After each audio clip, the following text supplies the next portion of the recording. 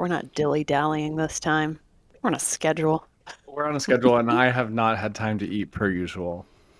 Oh, no. Have you had time to come up with a topic? I have come up with the topic, and it's not about politics. Whew. Starting fresh. I actually think we're not allowed to talk about politics for the next 3 episodes. Yeah, we need to cleanse the palate. We're gonna sage it in here, you know? I got a text from one of my friends the other day that was a picture of her mom in the hospital. And I was like, what's happening? Is she okay? She texts back, she said, yeah, she's fine, but her bladder was falling out of her vagina. It's like, Wait, what? That's a thing that can happen? That I is a don't thing that can know happen. anything about the female anatomy, so I'm not even equipped to talk about what's happening here. like, is this a That's, whole... Like, I thought your urethra and your vagina were two different things. well, yes, but basically her pelvic floor Um, like failed. Gravity was just kicking in. you got to do those kegels. That's my least favorite exercise at the gym. What? What? I don't Do you know think what you're that saying? you think that means It's like the machine that you, like, push your legs together. no, it's not. Oh, that's rich. We're not cutting that. Uh, Okay. All right. And intro music here. Do, do, do, do, do. Hi, I'm Dev, the oldest. I'm Trey, the middle child. and I'm Nick, the youngest.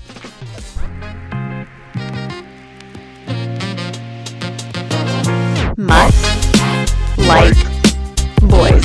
Like, or like? Oh, he's already interrupting. Prep for this episode was super easy for me because I didn't have to come up with anything. Oh, yeah, We've got a because guest joining. Is she on the line? Is she on standby? She's in the green room. She's getting ready. This is my high school best friend, Dana Lopez. She's pretty much the only person from high school that I still talk to. So there's that. That's probably at the top of her resume. And other fun facts. She's a professional engineer, which is really damn impressive. Of people that try to get that certification, only about half pass. And of the professional engineers in the US right now, you want to take a guess at how many are female? 22%. 12%. Wow. So, yeah, she's kind of a big deal. So she'll be joining a little bit she later. also, isn't she LEED certified or Probably. something? And I think so. she's Forgot also that. like one of my inspirations for going into mechanical engineering.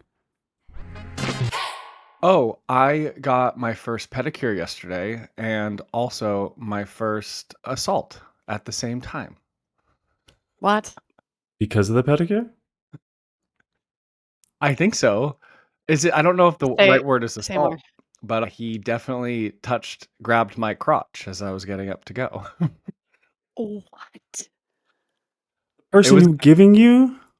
Correct. It started off fine, and then he was kind of like rubbing my toes really weird, and then he like pointed at me and like did like outlined a heart, What? and then he was like, "You're The very hell? handsome." And I was like, "Oh, thanks." And he was like, "You get a lot of girlfriends?" And I was like, "Oh, boyfriends." And then when I was getting up to go, he tried to grab my phone and help me with my things, and he like put his hand on my thigh and then closer and then literally just grabbed my crotch.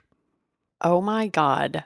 Did you report him? I didn't know what to do. I just kind of got really hot and started sweating, and then I like went over to the front and started Push him putting my shoe. off? I mean, it lasted for 3 Yeah. seconds. And then I was like in the front trying to put my shoes on, and he came over and was helping me pull up my sock and like took his No, shoulder and like no. put it on my ass and was just like rubbing me. And I like backed away and I was like, I'm gonna go. You I'll need see you to guys in the car. you need to file a report with the police. I'm like, That is did that normally Yeah. happen when people get pedicures or? Well, I mean, Absolutely massages not. sometimes, but No, it was just out in the open, like 60-year-old woman next to me getting her toes painted pink. I have a zero tolerance policy for that shit these days. You need to report him. Well, see, I yeah, thought about you should. reporting him, but then I thought Mm. it was in Palm Springs, and maybe that's just like the norm there. Oh, that's even worse. Um, yeah, I don't know if I'm gonna be going back for a pedicure anytime soon, especially not at that place. Oh my Do you god. think he had a foot fetish? I, the way he was touching my toes, absolutely. That's so gross. Yeah. That was a first and a last for me. Damn. There you go. That's my intro. That's my banter. All right. We're warmed up now. Yeah. All right, Piping Nick, you hot. got 5 minutes. So I was going to talk about J.K. Rowling, but the more I looked into her, the more I didn't want to look into her. So I'm switching to a different woman who should be celebrated. So did y'all know that Jane Goodall just died? Yeah. Sweet Jane Hmm. icon. Goodall, at the age of 91, Yeah. died on October 1st. And if you don't know who Jane Goodall was, she is a primatologist, anthropologist, conservationist who was regarded as a pioneer in her field. She was best known for her groundbreaking research on chimpanzees in Tanzania and had the longest running wildlife study in history. In 1960, she made a discovery that changed science forever. She discovered that chimpanzees use tools to like basically get bugs and stuff out of anthills, but that we thought that humans were the only species that use tools. She also discovered that chimpanzees eat meat. It was the same chimpanzee she observed using tools and eating meat. Before that, we thought they were herbivores. I didn't I know mean, that. respectively, it's like, did no one just stare at a chimpanzee for long enough? Like, how hard is that discovery? Yeah. No offense to Jane I Goodall. mean, Like, no one was studying them. She was like, she would go into the forest and like get in their environment. People were taking them out of their environment and trying to mm, study them, which mm. didn't work. Mhm. So she went on to found the Jane Goodall Institute, a global nonprofit driving conservation and community development. She later launched Roots and Shoots, which is a youth movement that is active in over 100 countries. Beyond her research, she was like a real component for peace. She won the UN Messenger of Peace award and has received like a lot of other awards for conservationist peace. And if you know the name and don't know where you can place it, if you're a Drag Race fan, Nymphia Wynn played Jane Goodall on her Snatch Game episode. So she Okay, but are has there kind of that. people that would know that reference and not know actually who Jane Goodall is? Yes, Like because she was I watched that episode with a bunch of gays and they had no idea who Jane Goodall was. for real? Yeah. Okay. Like, wasn't her Okay. nickname like Mother Nature's Agent or something like that? I think she's like the Mother Teresa of chimpanzees or Yeah. something. Something She like was that. incredible. I saw an I, older interview of her on Jimmy Fallon. I think it was when she was 85. She said that she had been traveling for over 300 days of the year, and that was just normal for her. Like, that woman, yeah. she was I listened to a interview with her from last year when she was 90, and she was saying how much she loves dogs and dogs are her favorite animal. And the interviewer was like, "Well, do you have a dog?" And she's like, "No, because I travel 300 days a year." So she was still going strong. did she Like, have, like, a I wish she, conservatory in her yard of chimpanzees? Like, I don't wanna say I don't think owned she was ever chimps. home. Well, fine, but, like, No. She She did. lived in she lived there. Like she lived among the she lived in Gombe, I think is the name of the town or In region. Tanzania. Mhm. When she first went, though, she was young. I don't even know what year it was, but it was long enough ago that she needed a chaperone to be there in the country. The government was like, "You can't be here alone." And so her mother went with her, and the two of them lived in a tent, shared a tent. Her mom was like in her 50s at the time, and then got malaria. They both got malaria and were so sick. She said her mom almost died. She was like, all we could do was like lay there and pass the thermometer back and forth between us. And her mom had a 105-degree temperature.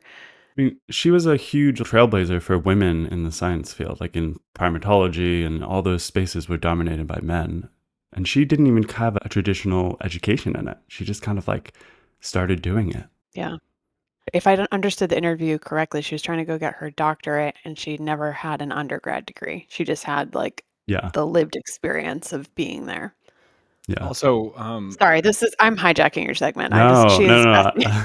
I Go feel like for it. also we lost David Attenborough pretty recently, and he was like such a badass with nature. He was kind of the voice of Planet Earth and like BBC, and Oh, yeah.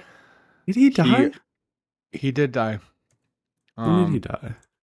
but he had been studying like environmental issues and nature and animals for the past 70 years, and he made big profound like impact in like the decline of species and how we're affecting the environment.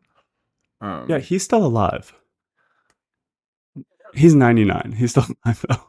no, he Because I would be crying if he was dead. Like, I mean, I'm still going to, but wait, he's still alive. He's are 99. David Attenborough is still alive. okay. I definitely saw something about him passing, but maybe that was just clickbait. Was it on Fox? Okay, Trey, can we move to your topic? Or Yeah, sorry, well, Nick, I unless didn't. Nick has any more Jane Goodall facts. I'm good. I'm all good all. Okay, mine's kind of silly, but I read a headline the other day that said Cardi B now has a Guinness World Record for signing the most autographs in an 8-hour period. And Oh. it got me thinking about like stupid Guinness World Records. And so I did a little bit of research just about like silly ones. And then I did a little bit of research about ones that siblings have done. And I want to end on perhaps we could break a Guinness World Record when I God. see one of you next time.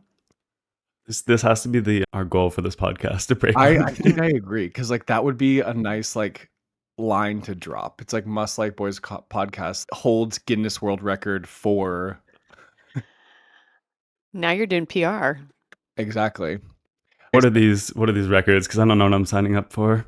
Well, let me just go off of not the sibling ones first. The most snails on someone's face is Ew. held by Finn Keeler in the USA, and he held 43 snails on his face for 10 seconds. The most hamburgers eaten in 3 minutes is by Takiro Kobayashi, and he downed 12 burgers in 3 minutes, which doesn't really seem like that many. The most toothpicks in a beard is held by Joel Strasser, and he fit 3,500 toothpicks into his beard. What? Nick, I think you could probably compare to that. My beard's Oh, not impressive. I think I could rival this easily, and I might try it on our next episode. The most pickles eaten in 1 minute is 23. Yeah. I could absolutely challenge that. Oh, the fastest 23 You'd have to swallow pickled them whole. spears? Like, Pickle spears or pickled entire spears. pickles? Pickle spears. Okay. Huh. Huh. Oh, we could maybe try to break this one. The longest telephone call. Guess how long it lasted? like years? A year? No. Don't you just Uh, not hang up the phone? Like, I don't, like, is this continuous talking? That's what I'm saying. A few of these I think we could break. I Is don't it know. like, is it like 3 72 months. hours? No, it was Oh, 46 hours, 12 minutes, and 52 seconds. If we just merged all of our That's not podcast real. recordings, we could almost break that record. does it have to be a Uh, landline? yeah, well, Devin has that covered. So the l- Yeah, you can use my landline for that. the largest collection of "Do Not Disturb" hotel signs. This dude collected over 11,000 of them from over 189 countries. David Morgan in the UK has collected 137 traffic cones. It doesn't seem like Oh, that many. I mean, except it's illegal to collect traffic cones and traffic absolutely. barrels. Some of Yeah. my college friends got in trouble freshman year for carrying one of those in the dorm and tried to hide it behind their back like an idiot. I've definitely stolen a couple of traffic cones in my day. And traffic Nick, I think one signs. was absolutely at your apartment. At Chad's?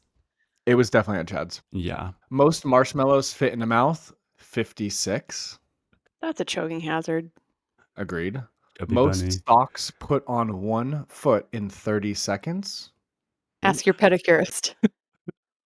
28 socks. That's Uh, doable. Most t-shirts worn at once is 260 shirts stacked on one person. I think I've seen that YouTube So video. dumb. And then these are the sibling ones. So it's fastest time 2 siblings peeled and ate bananas blindfolded was done in under 20 seconds combined. And I think we could probably put that to the test. That seems pretty easy. I agree. Fastest time to wrap each other in toilet paper, it was around 10 seconds. One sibling stands while the other one wraps them like a human mummy style. Like, how much coverage are we getting? 100%? I don't know about 100. Well, Oh, and then 10 this seconds one. is quick. Most high fives in 30 seconds by a sibling pair. 200. I think we could easily Oh yeah. get that. I think we could beat that. That's not that impressive. I agree. If you guys were to break any records yourselves, what would it be? Longest nap. Like, best recycler. Like most pounds per trash.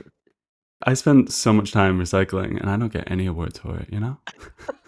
And also, if you're listening to this and you are not rinsing out your recycling before you recycle it, this is your PSA to do so. I'm tired of looking in the trash can and finding dirty marinara jars in there. Yeah. We're not at the advice segment yet. Well, No. all right. That one's for free. I'm done. It's bonus. Okay, our guest is waiting. I'm going to admit Dana. And there she is. Hey guys, can you hear me okay? Hi. Hello. I'm so excited. It wouldn't make sense for you to have any other thing above your fireplace besides the New Mexico's symbol. The Zia. Yeah. Yeah. Have you It's got your Wait, actually tattoo really educate yet? us. What is it? The Zia. I'm really impressed that Trey knew that. Well, Well, you live in Austin, you're close, I guess. So the Zia is the New Mexico symbol, and there's 4 sides. God, I wish I knew the history a little bit better, but each side represents the 4 seasons of life or the 4 seasons of the year. And there's a cocapelli in the center, which is like, I don't know if you guys have ever seen yeah. those, like dancing man with the flute. And it's symbolic of life and fertility. Our mom was a granola head in the 90s. We definitely know who Cocapelli is. That's right. I already gave a little bit of an intro for you, but I feel like now that you're here, I should give a part 2 intro. Okay.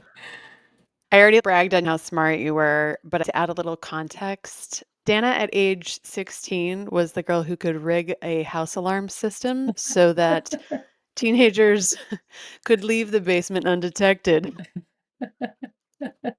You can't do that anymore. There's too many cameras now. No, that was before the days before a ring cam came along and ruined everything.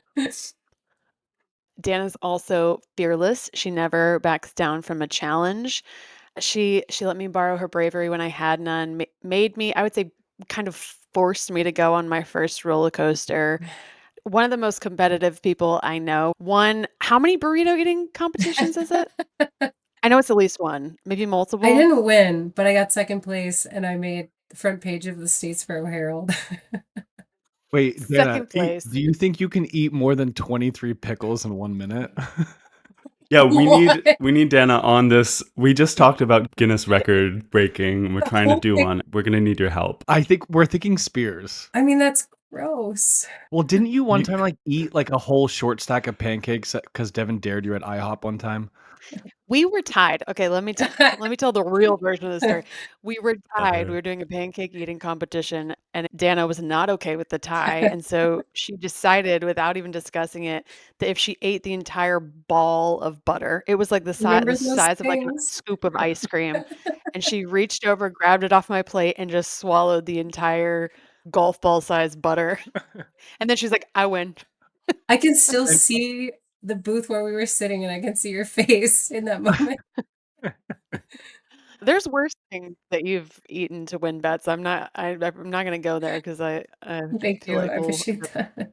If you I mean, this was years ago, but if you Google, like, eating contests near me, there's so much out there.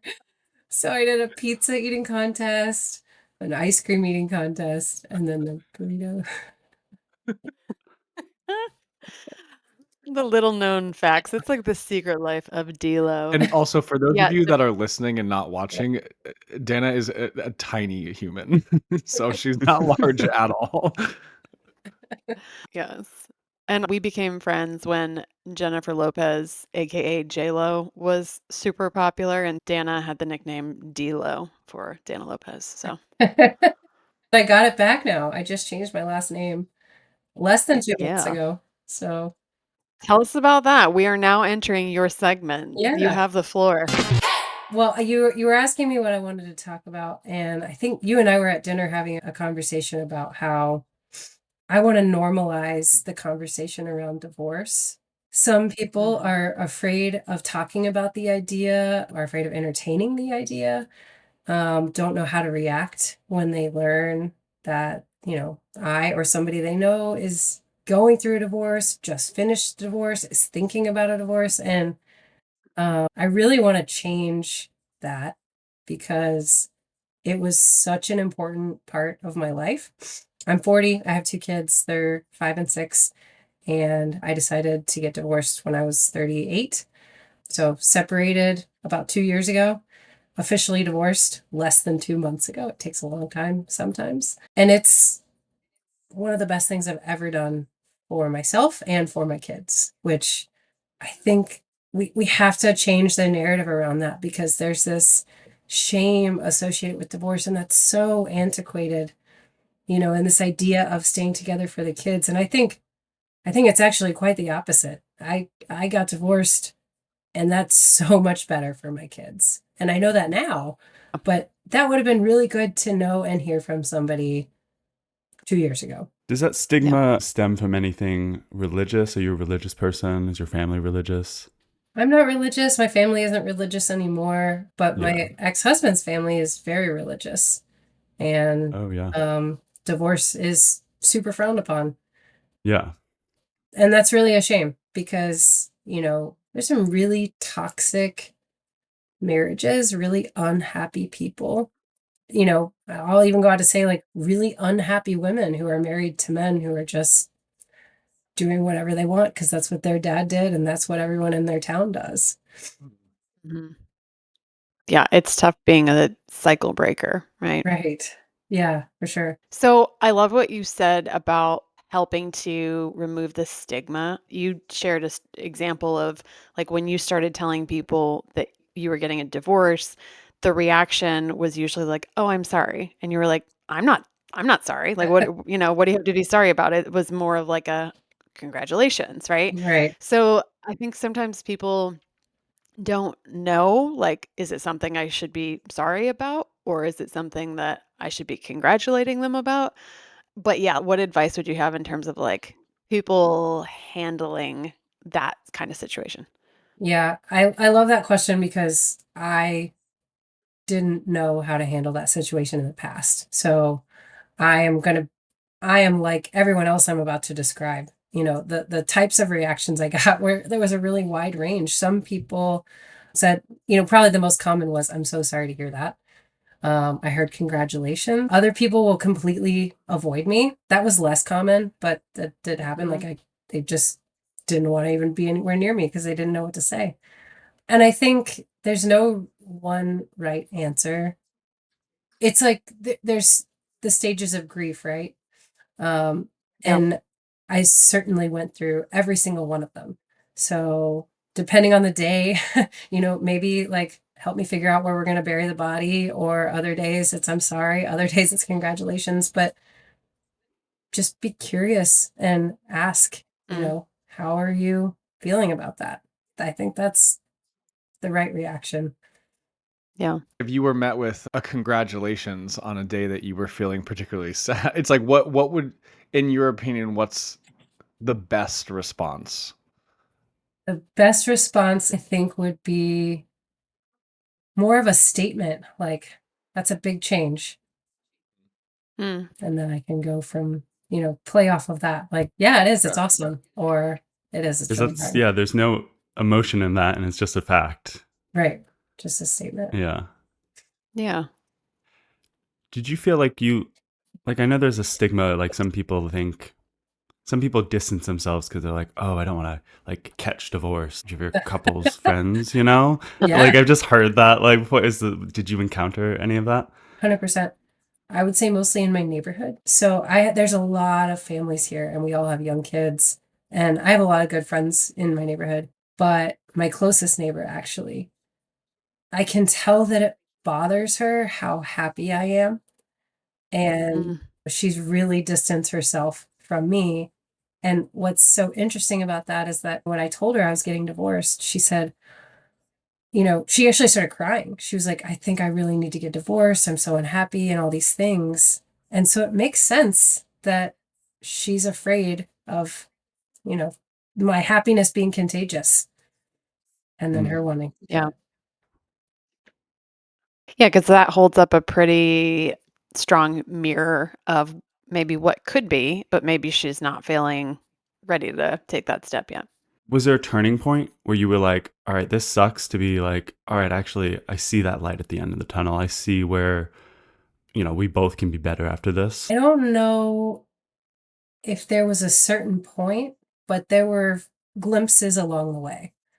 Maybe the time that stands out to me the most is the point that I realized that I was already on the other side and was able to, be above the trees and look back and see what had happened and where I was now and appreciate how much better it is, but how hard it was and how proud of myself I am for having done that.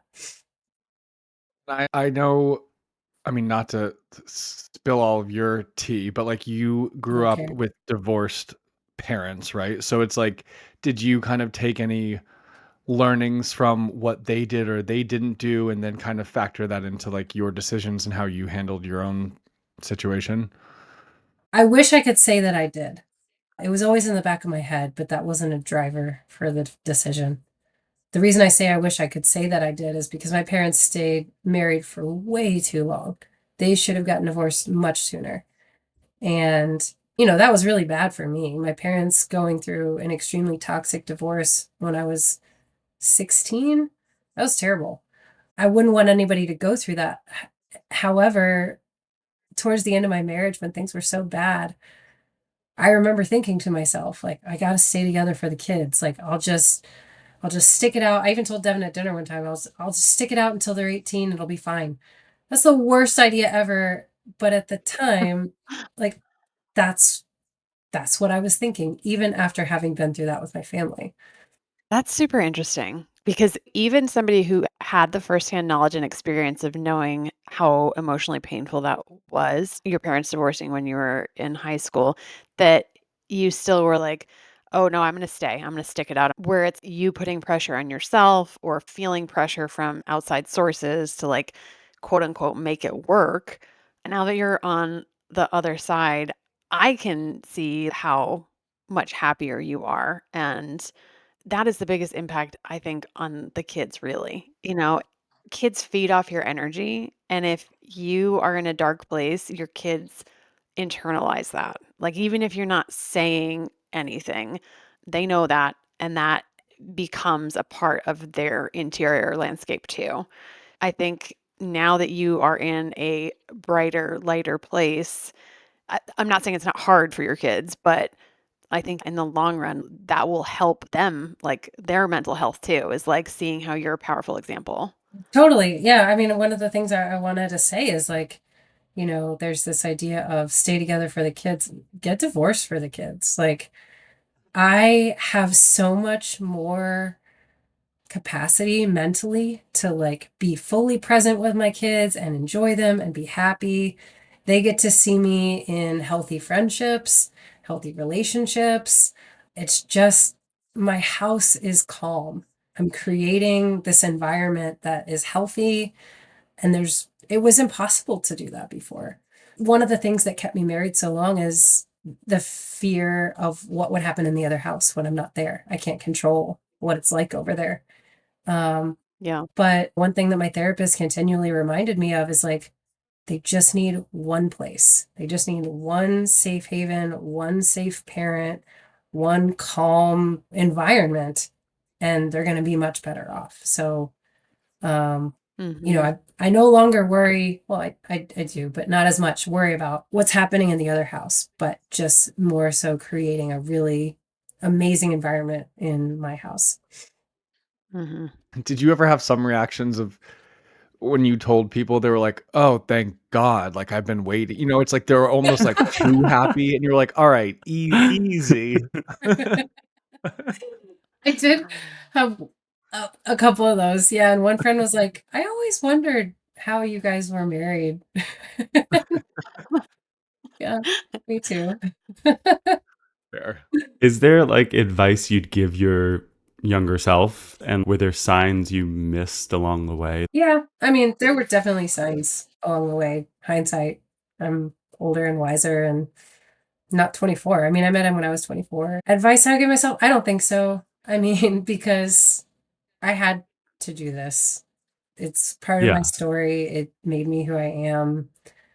If, Mhm. if I were to do 24 again, I would have married him. It was Mhm. the right thing for me at that time, and yeah, I don't think I would change it. We were talking about Jane Goodall before you joined, and Jane Goodall was married twice. And the interviewer had asked her something about her divorce from her first husband and like whether or not she regretted it. And she was like, no, because it gave me my son. And then my son gave me my grandkids. And she's like, and it's a wonderful life that I have. And I would never turn that back. So. How do you know so much about Jane Goodall? Because I just listened to this interview with her today. That should have been Devin's topic. Yeah. The whole divorce journey though, it was a really cool exercise of self-discovery. Kind of like reinventing yourself at 40 again feels a little bit crazy, but the way my therapist explained it, she's like, you're kind of like a teenager again. You're like rediscovering what you're interested in. I started listening to different music and like obviously dating, and it's kind of a Yeah. fun journey. That's, like, cool as shit, though. I think, like, normalizing that like, I think you can reinvent yourself at any age, and the fact that we think it, like, has to happen in your 20s or early 30s is, like, bullshit, and I think that's, like, a nice reminder to, like, you can just do that at any time you want. I mean, maybe it didn't Mhm. have to take a divorce, but I think regardless, that's cool that people can just do that, and you kinda get sucked up into someone that you think that you were because of the relationship. Exactly. Trey, would you like to say it this week? I don't even know what to say. And now, moving on to unsolicited advice. Good job. Devin usually does that transition. That's funny. I didn't realize that I was always doing it, but I was always doing it. Yeah. So, My unsolicited advice is short and sweet, but sometimes I catch myself stalking my own Instagram because there's just a collection of memories that live on that platform for me. And sometimes I'll, like, by accident like it because 'cause I'm like, "Oh, like, that was, like, a really good memory," and then I unlike it, and then I thought to myself the other day, "Normalize liking your own Instagram posts." Like, if you're not gonna like it, who the hell is? did I ever tell you when Twitter first started and I was on Twitter, I didn't understand the concept that a favorite was you were liking someone else's post, and I had just a collection of my own favorite tweets, things that I had Well, tweeted and then liked. That I was all I support was it. using it for. Support it. Start liking your own shit. You put it up. Be proud of it. Is that a RuPaul quote? If you can't like your If you don't love can't like your yourself, own how the Instagram. hell? Yeah. Anyway, that's mine. My unsolicited advice is when you're buying tissues at the grocery store, maybe you might, like me, decide to buy the ones that are least expensive. Buy the tissues with the lotion. Like, your nose, when you need it, is going to get so chappy, and you're not going to be able to go to the store, and you're going to be so sad that you didn't spend the extra $2.99 on the Puffs Plus lotion tissues. Treat yourself. Treat yourself. Yeah. This podcast sponsored by Puffs Plus. Like Solid. whenever I go to someone's house and they do have like the nice toilet paper, I'm like, oh my God, this is luxury. Trey like lines his pockets, like takes all Yeah, the I almost tissues. feel guilty using the Puffs Plus. Like I'm like, oh, this feels too good. Yeah, well, I we mean, got that I from your like mother. literally have it right next to me. I have a cold right now. And my dog, I gave her one, and she was like, "These are so soft, mommy." I'm sorry, babe. I've been buying you like the sandpaper tissues your whole life. Nick, how do Puffs Plus like is that a good scale in terms of environmentally friendly or I'm gonna have to look Wow. into that Actually, they have one. plastic. Honestly, a lot of toilet paper is made with plastic, and Oh, you Shut actually up. should be Oh. wiping your No butt one with wants it. to hear You're this not allowed to anymore. say plastic.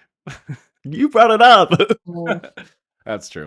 So my advice is to go watch English Teacher. Has anyone seen the show? It's No. by Brian Jordan Alvarez. He's a YouTuber and Instagrammer, and it's about him. He's like a high school teacher, and it's about his coworkers. It takes place in Austin, but it's mostly filmed in Atlanta. I mean, it's kind of like a darker, gayer Abbott Elementary. But it's so funny. Season 2 just came out, and we blew through it in like 2 days. I've heard a lot of good things. So Trixie Mattel's in the second episode. Oh, really? There's like there's a lot of different cameos. when I get through Game of Thrones on the rewatch, I will then check out English Teacher. You're Rewatch. rewatching Game of Thrones? Yes, and it's incredible. I mean, I've never watched it. Have you at never all. seen it? I haven't either. I've never seen a single episode. Well, I'm not allowed to give more unsolicited advice, but if I were, watch Game of Thrones. This was really fun. Thank you Yeah. for Thanks so much for joining. coming. You're the best. Love you guys. Yeah. Love It's you so good to see your too. face. Love you. Peace out. Peace out. Peace out. Music by Moer. Editing and design by Treehouse.